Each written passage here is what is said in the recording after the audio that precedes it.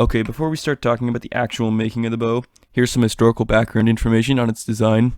It was used by horsemen and soldiers of the Mongol Empire during the 13th and 14th centuries in Eurasia.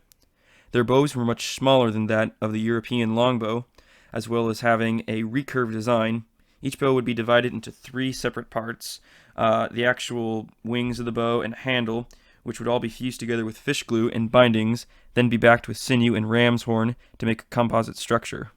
This made it so if materials such as wood were ever unavailable, the bow could still be made without it. And with the fish glue, it also allowed for parts of it to be easily replaced rather than having to make an entirely new bow. This recurved design, as well as being backed by sinew, created an incredibly strong bow. Several European accounts, such as William of Rubrics, say that bows could have a draw weight of up to 160 pounds, and archers could hit their targets from 350 meters away, which is going to be quite an ordeal to recreate. Okay, before I talk about making the bow, I must say that I've never worked with wood or done any archery, and I'm most likely one of the worst people to attempt a project like this. So if I make some very obvious mistakes, don't judge me for it. Okay, so the first thing I did was gather my resources, wood being the first thing. After some research, I found that birch was a common wood to use in these bows, so I went down to Home Depot and bought several 3-foot planks of yellow birch, but I've been told most types of hardwood will work. Next, I bought some fish glue online and looked at getting sinew to back the bow. Every source I found told me that you need to use natural sinew for this, and after buying some artificial stuff off Amazon, I understand why. It's basically just tough string. So instead I went down to a tanning shop and found a better substitute, but still not as high quality as the natural stuff. I then took the birch planks I have and split them into 2 even pieces down the middle. These will become each end of the bow, but first they need to be much thinner. I clamped them down to a railing and began carving the middle section along the grain of the wood. If you go against, you may end up cracking or splitting the wood, which is going to make them unusable. You also want to make sure each ends of each plank stay fairly thick, as those areas don't want to bend. You also, as you carve down this middle area, you want to make sure it's nice and even. So you're going to focus on getting nice long shavings and doing it mainly on the top of the board. If you do on the side, it just ends up making it thinner, and you don't want that. You just want the middle section to be thin. This is all about balancing flexibility with strength and making sure one isn't too much over the other so that the wood doesn't break as we bend it. Once you've got all the wood together, you'll need to create a mold to shape them with. Now before that, I must tell you, this is the first time I've ever used power tools, and I am basically learning as I'm cutting the mold. Don't do this. It's easy to mess up or do something stupid, and a buzzsaw could easily cut through a hand or cut off a finger, or you could just screw up the mold altogether. So if you are like me, make sure you've got somebody else there that knows what they're doing to help you. Now that that's out of the way though, when I made my mold, I found a large piece of cut wood that was at least 2 inches thick and marked what angle I wanted the bow to bend at, and then I used the saw to cut tangent lines along the curve until it was completely trimmed down. After that, I sanded down and fixed a few areas just to make sure it got pretty round. You don't want any areas too bumpy because that could screw up the wood as you're molding it.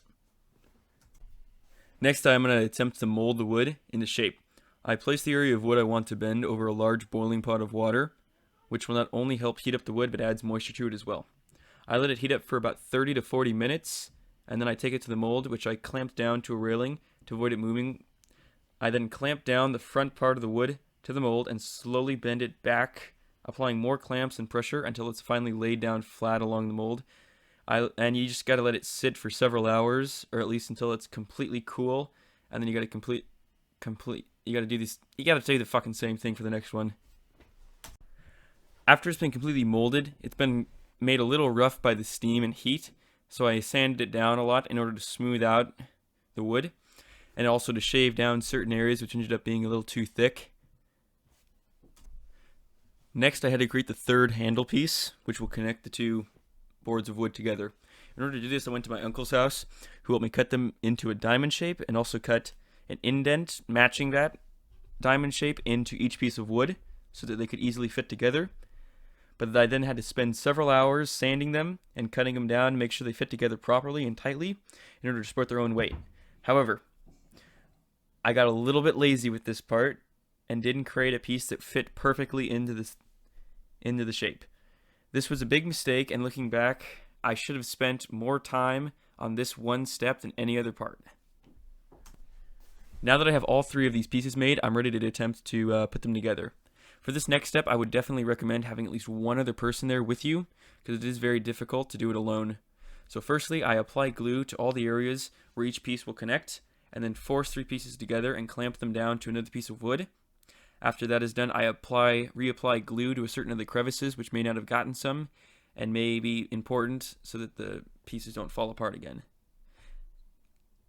While it's drying, or in the morning after it's dried, I drill through the new bond, each the other side of the piece of wood, and put a tightly fitting nail along with some glue through the new holes, 2 on each side, and then cut the ends off. Originally, you wouldn't do this, but just because I have my doubts about my own craftsmanship with the handle part, along with the glue, I thought it would be best so it gives it some extra strength. Once it's done drying, I need to prepare my sinew. So I take out the roll and I cut each strand into 7-inch long strips. Notice that I am using artificial sinew, and if you do get natural, you have to take different steps to prepare it. But once you've got enough to cover the in front of the bow at least twice, you can begin to apply it. I apply it by first spreading a little bit of glue along the area that I'm going to be putting the sinew, and then place each strand along that area until the bow is completely covered. I then begin to apply a second layer, with the middle of each strip being at where the first layer ended. And then I put another layer of glue on top of that and let it dry for another day.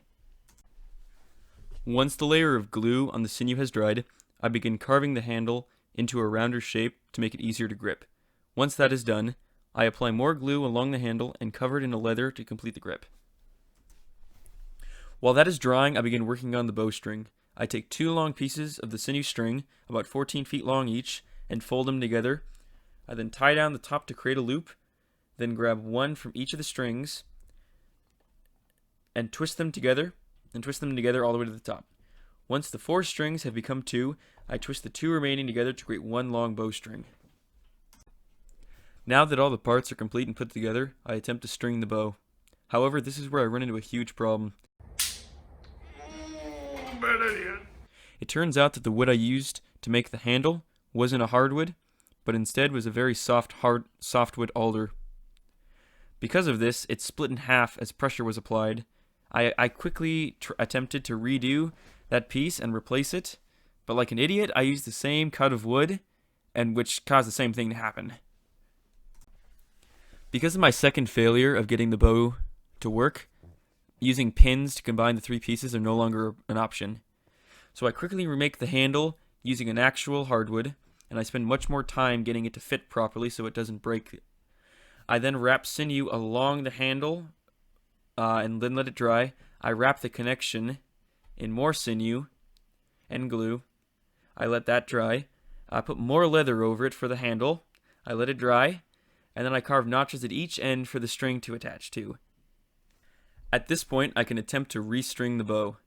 And it does work. I'm able to fire it without it breaking, and does perform decently. However, it is nowhere near the quality which soldiers in the Mongol army would use.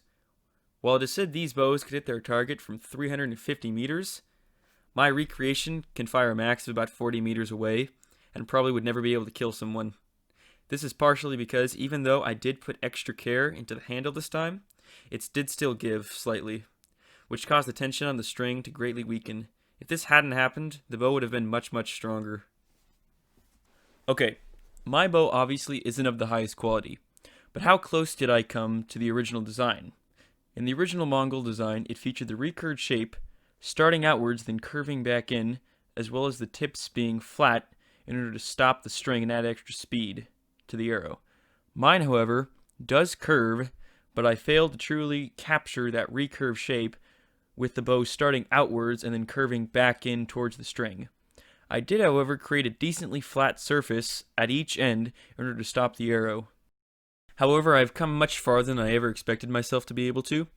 Going into this, I had no knowledge of how to even mold wood or carve wood or anything of that sort, and the fact that I was able to create a working bow, even if it might not have been the highest quality, is a success in my book. Thanks for watching. This video was made for Histom 250, History of the Mongols.